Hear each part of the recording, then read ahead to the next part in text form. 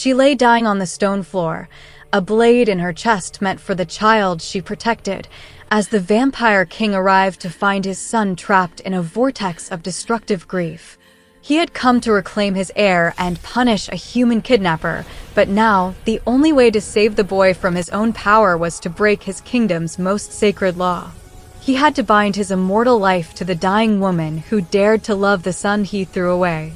She found a child with ancient, glowing eyes hidden in the stable where she slept, frail, shaking, marked by a royal blood seal that meant he'd been sentenced to die. The kingdom's law was absolute. Weakness must be purged. She wrapped him in her only blanket anyway. What the waitress didn't know, the vampire king who'd ordered his own son abandoned had spent years hunting the traitor who defied his decree. And the moment King Vaelor Dravenblood saw her holding his heir, everything he believed about strength, power, and humanity shattered forever. Hello friends, welcome to our channel. Before we start, please tell us in the comments where you're watching from, we want to know. The winter wind cut through the thin walls of the Pine Hollow Tavern like a blade as Liora Havenwood wiped down the last grease-stained table, her fingers numb despite the kitchen's dying warmth. It was nearly 3 a.m, and the last of the drunk farmers had finally stumbled home, leaving her alone with the smell of stale ale and burnt meat. She should have collapsed into bed hours ago, but exhaustion was a luxury she couldn't afford, not when the coin from the graveyard shift kept the tavern owner from evicting her from the stable out back, the only roof she had left since her mother died. The candles flickered once, twice, then she heard it. A sound so faint she almost missed it beneath the howling wind, a wet, rattling breath, a whimper that didn't belong to any animal she knew. Every instinct screamed at her to lock the tavern door and stay inside. The roads had been dangerous lately. Travelers spoke in hushed voices about the vampire purges happening in the mountain territories, entire bloodlines erased overnight. The Vampire King's soldiers had been seen in nearby villages, hunting for traitors to the crown, anyone who harbored defectors, who questioned the ancient laws. The town called it royal business, but the way the merchants avoided the forests at dusk, the way mothers pulled their children inside when the mist rolled down from the peaks, they knew better. They knew that defying a vampire decree meant death. The whimper came again, and this time it broke into a child's cry, thin, desperate, barely human. Liora grabbed the oil lamp from the counter and pushed through the tavern's back door.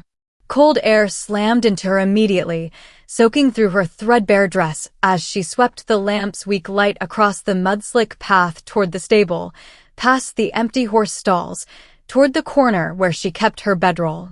There, a shadow, a bundle of torn, expensive fabric wedged behind a rotting hay bale, trembling in the freezing dark. She pulled back the soaked, embroidered cloth and found a child, no more than 3 years old, curled into a shaking ball, his skin pale as moonlight, almost translucent in the lamp's glow. Delicate, dark veins traced patterns across his chest and arms, pulsing faintly with something that looked like liquid silver instead of blood.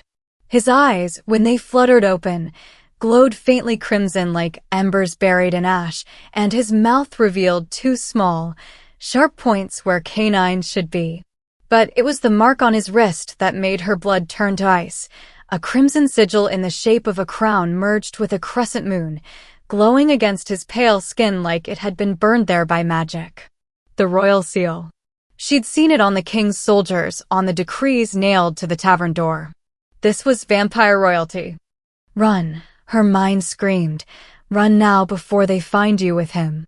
But beneath the impossible features, beneath the supernatural horror of what she was seeing, beneath the glowing mark that promised execution for anyone who touched him, there was only one truth that mattered. This was a child, abandoned, dying. The child's skin felt like touching winter itself when Liora lifted him, his chest barely moving with each breath, those red eyes staring up at her with something that looked heartbreakingly like hope.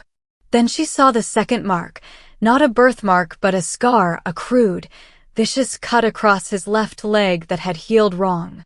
The leg was twisted, shorter than the right. He'd been sentenced to exposure, left to die because he wasn't perfect.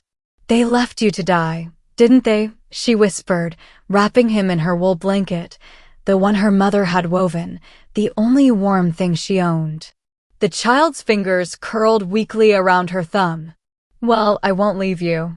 She carried him inside the stable and barred the door, building up the fire and holding him close as she began to hum an old melody her grandmother used to sing during the long winters, a lullaby from the old country, sad and sweet and ancient.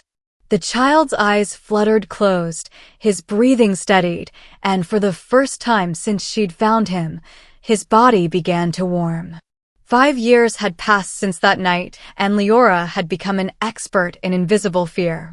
Every morning, she woke before dawn in the stable-turned cottage she'd bartered for, checking the road for unfamiliar horses, for the gleam of silver armor, for any sign that the king's soldiers had finally traced the rumors of a human woman raising a strange, sickly child in the woods.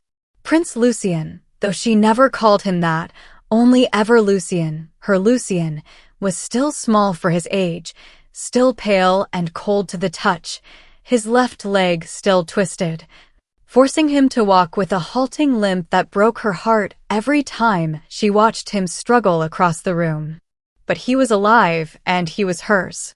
The day the royal guards arrived in the village square, questioning the blacksmith about a rogue vampire spotted near the northern border, Liora's hands shook so badly she nearly dropped the bread she was carrying home.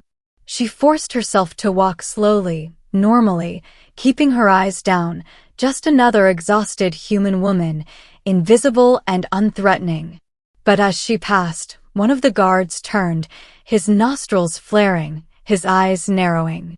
"You," he called out, and her heart slammed against her ribs. "Have you seen anything unusual? Anyone out of place?" "Lie," her mind raced, "lie perfectly." "No, my lord.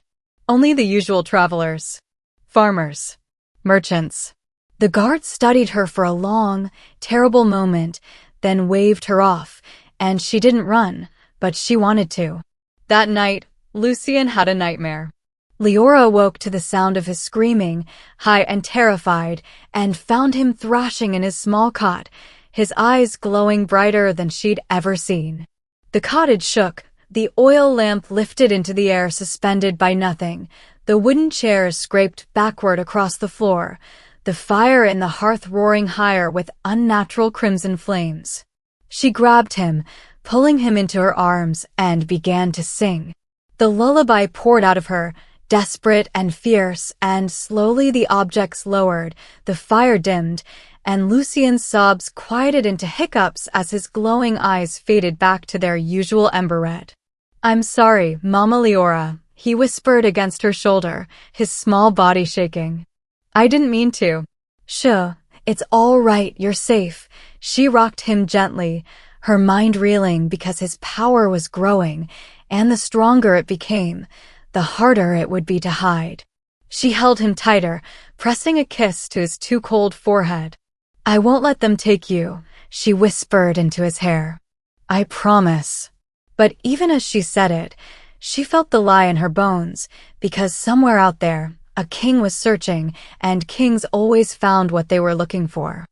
King Vaelor Dravenblood had not slept in 5 years, not since the night he'd given the order to abandon the flawed heir in the winter woods.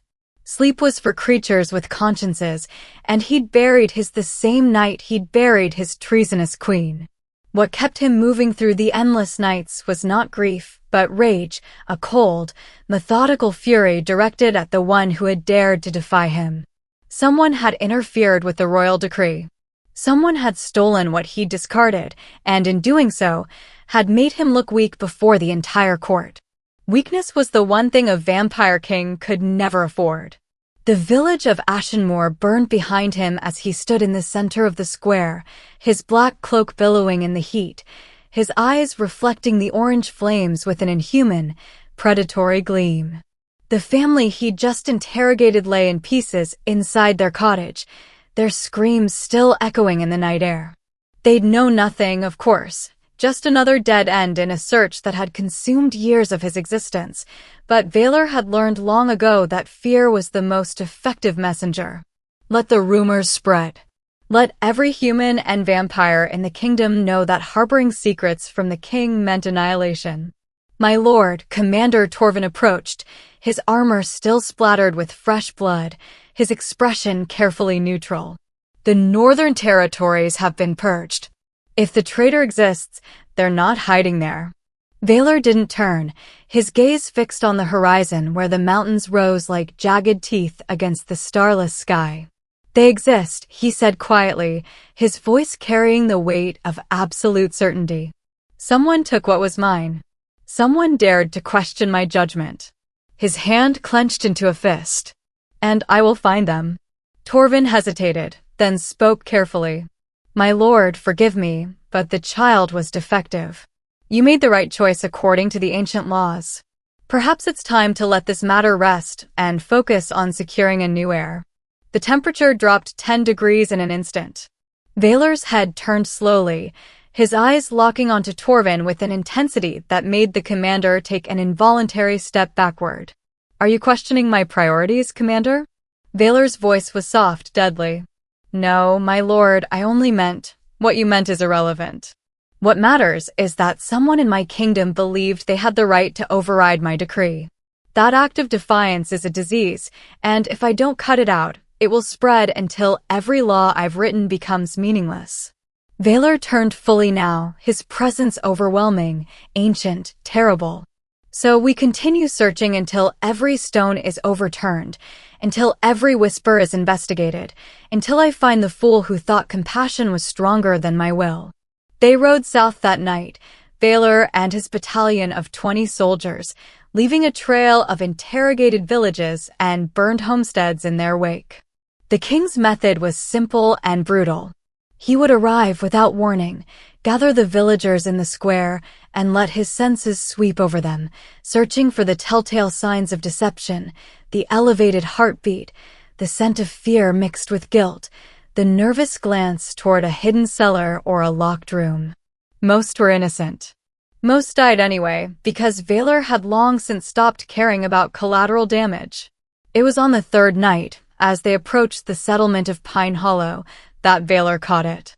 A scent so faint, so impossible, that at first he thought his ancient mind was playing tricks on him. He raised his hand, and the battalion halted instantly.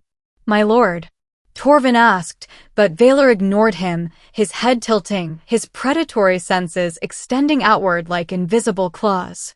There, on the wind, mixed with wood smoke and human sweat, and the earthy smell of poverty. A melody. Not a sound, but a scent memory, the olfactory ghost of a song he hadn't heard in 6 years. His dead queen's lullaby. Vaelor's eyes blazed crimson, his entire body going rigid with shock and fury. It was impossible. No one knew that song. He'd executed everyone who'd heard his queen sing it, purged the court of her sympathizers, burned every record of her existence. Yet here it was, drifting through the night air like a phantom, calling to him, mocking him.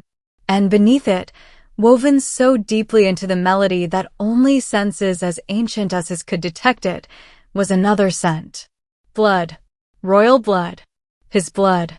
He moved before Torvin could speak, his body dissolving into shadow and reforming 100 yards ahead, then another 100, following the scent trail with the single-minded focus of a predator who'd finally found his prey. The battalion struggled to keep up as Vaelor raced through the forest, his cloak streaming behind him like a river of darkness, his heart, so long silent and cold, beginning to pound with something that felt dangerously close to anticipation. The trail led him to a cottage, small and pathetic, barely more than a reinforced stable, with candlelight glowing weakly through gaps in the wooden walls. The scent was overwhelming now, the lullaby thick in the air, and underneath it, unmistakable and impossible, the blood signature of the heir he'd condemned to death. Vaelor's hand slammed against the door, and it exploded inward, splinters of wood flying in all directions as he stepped into the cramped space. The fire in the hearth illuminated the scene in flickering orange light.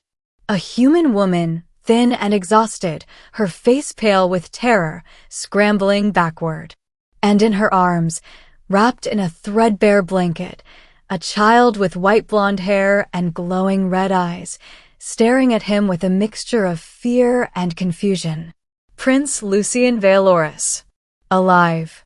5 years old when he should have been 5 years dead. Vaelor stood framed in the shattered doorway, his massive form blocking out the night, his eyes burning with a fury so intense the air around him shimmered with heat. His gaze moved from the child to the woman, then back again, his mind struggling to comprehend what his senses were screaming at him. "You," he breathed, his voice shaking the walls, shaking the ground, shaking the very foundation of everything he'd believed for 5 years. "You're the one." The woman pulled the child closer, her body trembling, but her eyes defiant, and Vaelor felt something crack inside his chest, something he'd thought was dead forever. Because his son, his discarded, defective son, was clinging to this human stranger like she was his entire world, and looking at his own father like he was a monster. Liora's arms tightened around Lucien as the vampire king filled the doorway, his presence sucking the air from the tiny cottage like a collapsing star. She'd imagined this moment 1,000 times over the past 5 years, rehearsed what she'd say, how she'd beg, how she'd bargain for the child's life. But now, faced with the reality of King Vaelor Dravenblood in all his terrible, ancient glory, every planned word died in her throat. He was massive, easily 7 feet tall, his shoulders broad enough to block out the moonlight, his face carved from marble and shadow. Power radiated from him in waves that made her knees weak, made her very human heart scream at her to run, to drop the child and flee and never look back. But Lucien whimpered against her chest, his small fingers digging into her dress, and she forced herself to stand her ground. "Please," she managed, her voice cracking. "Please don't hurt him." Vaelor's laugh was like breaking glass. "Hurt him? You steal the crown prince of the vampire kingdom. You commit treason against a royal decree. You hide my property for 5 years, and you dare ask me not to hurt him." He stepped inside, and the temperature plummeted, frost spreading across the walls in delicate, deadly patterns. "The question, human, is what I'm going to do to you." "I didn't steal him," Liora said, backing toward the far wall, knowing there was nowhere to run, no escape from this nightmare. "I found him. He was dying." Vaelor's eyes blazed brighter, and his hand shot out, pointing at her like a weapon. "You found what I discarded. You interfered with a royal execution. Do you have any comprehension of what you've done? Do you understand that every day you kept him alive was another day you defied me?" His voice rose to a roar that shook the rafters. "I am the law in this kingdom. My word is absolute. And you, a pathetic mortal waitress, thought you could override my judgment." Lucien began to cry, high and terrified, and something fierce and protective surged through Liora's veins, burning away the fear. "Your son was left to die," she said, her voice steady now, hard as iron. "Abandoned in the freezing cold like garbage because he wasn't perfect enough for you. So I kept him." The words hung in the air between them, a declaration of war, a condemnation, a truth so simple and devastating that for a moment Vaelor simply stared at her, his expression unreadable. "You kept him," he repeated slowly, dangerously. "Yes. And what gave you that right?" Vaelor moved closer, his footsteps deliberate, predatory. "What made you think a human had any claim to vampire royalty?" Liora lifted her chin, tears streaming down her face, but her gaze unwavering. "He was a baby, a child. I don't need a right to save a dying child. I just need a heart." Vaelor's hand lashed out, grabbing her arm with crushing force, his claws digging into her flesh. "Then your heart has signed your death warrant. Give him to me. Now." "No," Liora gasped through the pain, holding Lucien tighter even as blood ran down her arm. "He's terrified of you. Look at him. You're his father, and he doesn't even know you." Vaelor's face twisted with something that might have been rage or grief or both. He doesn't need to know me. He needs to obey me. He is the heir, and he will be raised as the heir in the castle, under my authority, learning the strength and ruthlessness required of vampire royalty. His claws tightened. Not here, in this hovel, being poisoned by your human weakness. Loving him isn't weakness, Liora sobbed, and with her free hand she tried to pry his fingers loose. Abandoning him was. The slap came so fast she didn't see it, only felt the explosion of pain across her face, tasted blood. She staggered, nearly dropping Lucien, but somehow kept her grip on the boy. Vaelor loomed over her, his patience clearly exhausted. Enough. This ends now. He reached for Lucien, his massive hands closing around the child's small body, and Lucien screamed. It wasn't a normal scream. It was a sound of pure, primal terror mixed with rage, and it came with power. The air around Lucien ignited with crimson light, and an invisible force erupted from the boy's body like a shockwave. Vaelor was thrown backward, his body slamming into the opposite wall hard enough to crack the wooden beams. Furniture flew in all directions, the fire in the hearth exploded upward, and a barrier of shimmering red energy formed around Liora and Lucien, pulsing with heat and fury. Vaelor staggered to his feet, shock written across his face for the first time. What Lucien's eyes blazed like twin suns, his small chest heaving, his twisted leg braced against Liora's hip as he clung to her with desperate strength. The barrier around them solidified, and Vaelor could see it now, a dome of pure defensive magic radiating from his son, keeping him out, rejecting him. No, Vaelor breathed, taking a step forward. The barrier pulsed, pushing him back. No, this isn't possible. He tried again, reaching out with his hand, and this time he felt it, the magic burning against his skin, recognizing him as a threat. His own son's power, the royal blood he'd passed down through centuries of lineage, was being used against him. To protect a human. Lucien, Vaelor said, his voice hoarse, stripped of its earlier fury. I am your father. I am your king. Lower the barrier. But Lucien only buried his face against Liora's shoulder, sobbing, and the barrier grew stronger. Vaelor stood in the wreckage of the cottage, staring at the impossible scene before him. His son, the defective heir he'd condemned, possessed power he'd never demonstrated before. And that power had chosen. Not the ancient vampire king with centuries of strength and authority, but the human waitress with nothing but compassion and defiance. For the first time in 5 years, King Vaelor Dravenblood had no idea what to do. The king has been rejected by his own blood. Do you think Liora's purely human love is stronger than Vaelor's ancient power? Tell us what you think in the comments below, and don't forget to subscribe so you don't miss the king's explosive reaction. The barrier finally collapsed an hour later, when Lucien's exhausted body could no longer sustain it. The boy fell unconscious in Liora's arms, his skin even paler than usual, his breathing shallow. Vaelor stood across the ruined cottage, watching with an expression that might have been concern if Liora believed him capable of such an emotion.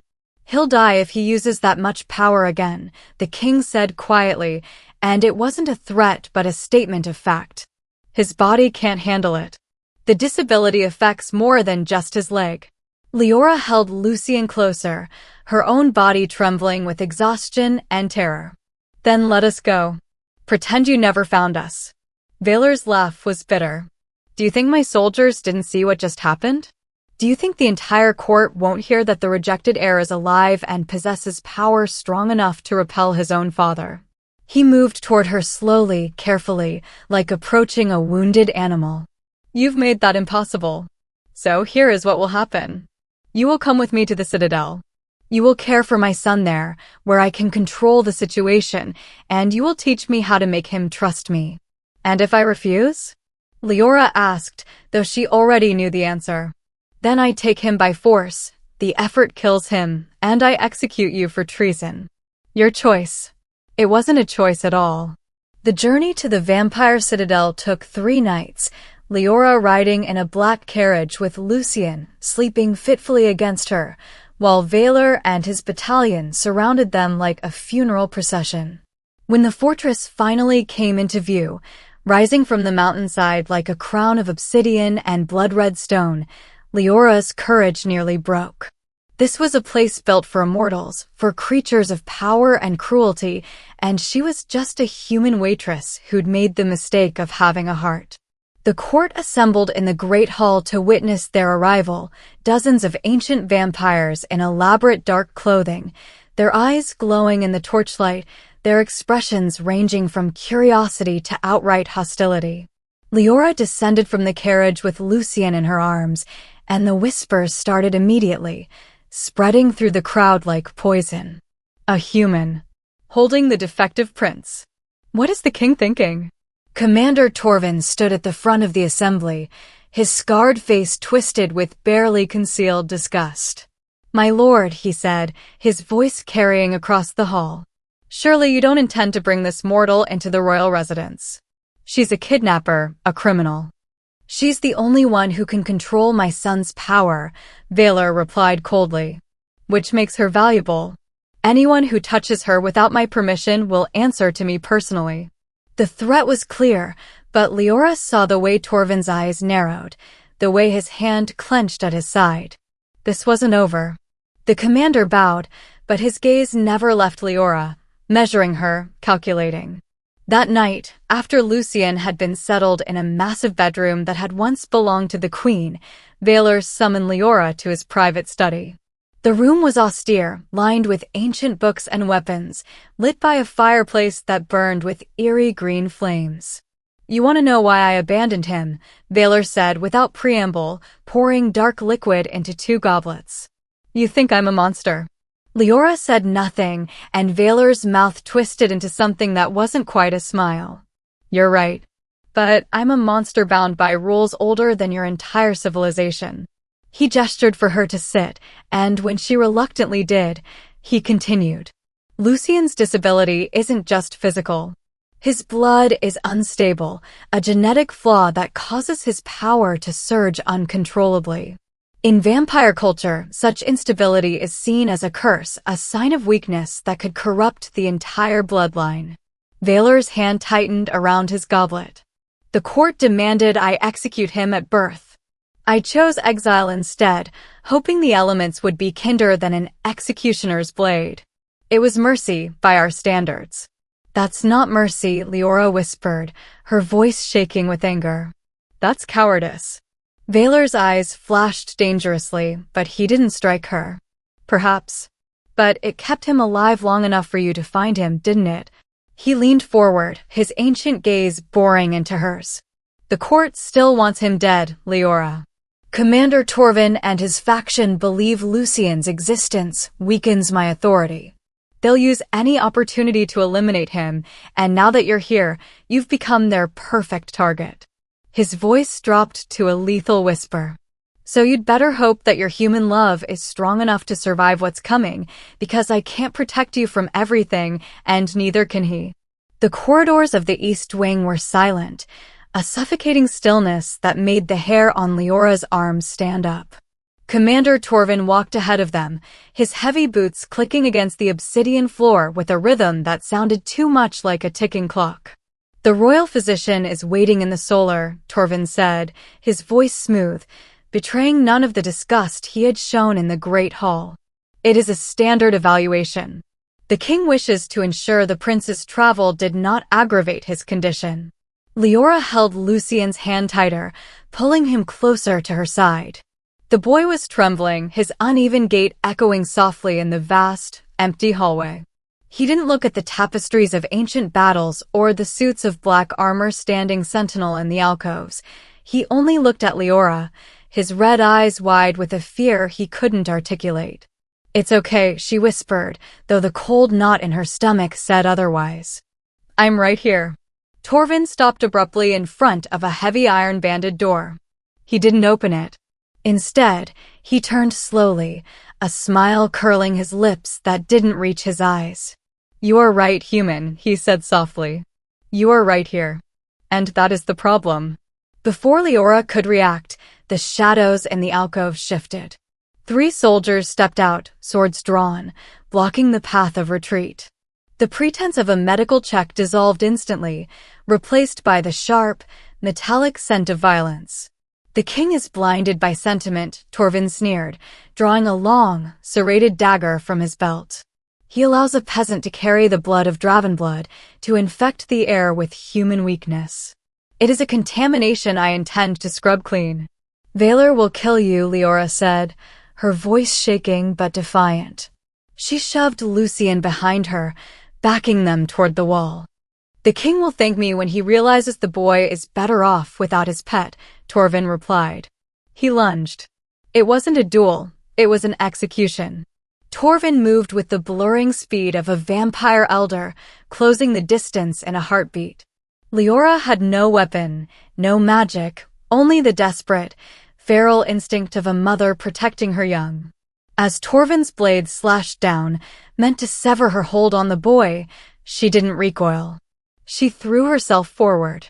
She caught the blade with her own body, shielding Lucien from the blow. The sound was a wet, sickening thud that echoed through the hall. Liora gasped, her legs instantly losing their strength as the serrated steel tore through her shoulder and deep into her chest. She collapsed to the stone floor, blood bright red and terrifyingly human, pooling rapidly beneath her. "Mama!" Lucien's scream tore through the air, shattering the windows high above them. Torvin laughed, a harsh, grating sound, and raised the dagger for a finishing strike. Pathetic, he spat, looking down at Liora's pale, shuddering form. "Just as weak as..." The word died in his throat. The air in the corridor suddenly became heavy, crushing, as if the gravity of a dying star had descended upon them. Torvin tried to bring his arm down, but he froze, his muscles locking up against a force he couldn't comprehend. The 3 soldiers behind him were slammed against the walls, pinned by invisible hands, their armor crumpling like paper under the immense pressure. Lucien was no longer crying. He was floating inches off the ground, his eyes burning with a blinding, catastrophic white light. The agony of seeing Liora fall had shattered the final barrier in his mind, unleashing not just a wave of force, but a singularity. The gravity field expanded, cracking the stone floor, twisting the iron sconces on the walls. Torvin's eyes went wide with terror as he realized he couldn't move, couldn't breathe, trapped in the amber of the prince's sorrow. But the power didn't crush Liora. Instead, the energy rippled around her gently, lifting her dying body into a suspended stasis, holding her in the center of the storm. She hung there, weightless and bleeding, locked in a moment of time that Lucien refused to let end. The prince reached out, his small hand trembling toward her, but the very power he used to save her was now a cage, a swirling vortex of force that kept everyone, friend and foe alike, frozen in place. Liora has gone down. The prince is trapped in his own destructive power. Will the king get here in time to save them both? Share your thoughts in the comments section. The heavy oak doors of the east wing did not open. They disintegrated. One moment, the corridor was a silent tomb of frozen violence, suspended in the crushing grip of Prince Lucien's grief. The next, a shockwave of pure, unadulterated obsidian power blasted through the entrance, turning wood and iron into dust. King Vaelor Dravenblood stepped through the ruin, his presence so terrifyingly vast that the very shadows of the castle seemed to recoil from him. He didn't walk, he blurred, a wraith of vengeance moving faster than thought. He had felt the disturbance, a tear in the fabric of the castle's magic so profound it brought him to his knees in the throne room. It was the signature of his bloodline, screaming in agony. Vaelor took in the scene in a fraction of a second, his son, floating in a vortex of blinding white light, the traitor Torvin, immobilized like a fly in amber, and Liora. Liora, suspended in the center of the chaos, her lifeblood drifting from her chest in red ribbons that refused to fall. "Torvin," Vaelor whispered, the name carrying the weight of a death sentence. The sound of his voice shattered Lucien's concentration. The gravity field collapsed instantly. Torvin and his soldiers crashed to the floor, gasping for air, their weapons clattering uselessly against the stone. But Vaelor was already there. Before the commander could even raise his head, the king's hand was around his throat, lifting him effortlessly into the air. "My lord," Torvin choked out, his eyes bulging. I did it for the bloodline. She was polluting. "You attacked my son," Vaelor said, his voice eerily calm, a stillness before the apocalypse. "You struck down his protector. You speak of pollution, commander, yet you are the only filth in this room." There was no trial. There was no mercy.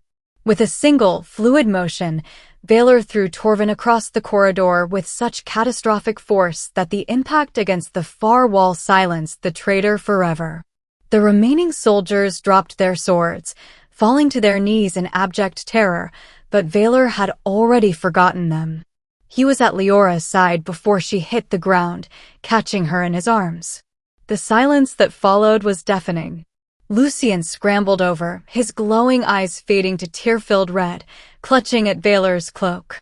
"Save her," the boy sobbed, his voice breaking. "Papa, save her." Vaelor looked down at the human woman. Her skin was gray, her breathing a wet, shallow rattle. The wound was fatal. No human physician could stitch a heart that was already stopping. He looked at her, this fragile, stubborn creature who had defied an empire, defied him, and ultimately thrown herself onto a blade to save a child that wasn't hers. He realized then, with a crushing clarity, that the strength he had worshipped for centuries, the cold, unyielding perfection of his kind, was a lie. This woman, bleeding out on the cold stone, was stronger than he had ever been. "She is dying, Lucien," Vaelor said, his voice trembling for the first time in a millennium. "No!" Lucien screamed, pounding his small fists against Vaelor's chest. "Fix her." Vaelor looked at his son, then back to Liora's fading face. There was only one way. It was forbidden. It was a violation of the most sacred law of the vampire court: never share the essence of eternity with a mortal. It would bind them. It would change her. It would change him. "For you," Vaelor whispered to the unconscious woman. "And for him." He bit into his own wrist, the skin tearing easily under his fangs. Dark, ancient blood welled up, shimmering with a power that tasted of iron and time. Gently, he pressed his wrist to Liora's pale lips. "Drink," he commanded softly, a plea masked as an order. The effect was instantaneous. As the first drop touched her tongue, Liora gasped, her back arching off the floor. The wound in her chest began to knit together, flesh closing over bone, the color rushing back into her cheeks with violent speed. The ancient blood didn't just heal, it rewrote. It surged through her veins, burning away the mortality, infusing her with a strength that would ensure she never had to fear the cold again. 3 days later, the great hall was full. Every noble, every general, every member of the ancient aristocracy stood in silence. Rumors had flown through the citadel like crows, rumors of treason, of death, of a king who had gone mad. They waited for the execution. Instead, the heavy doors groaned open.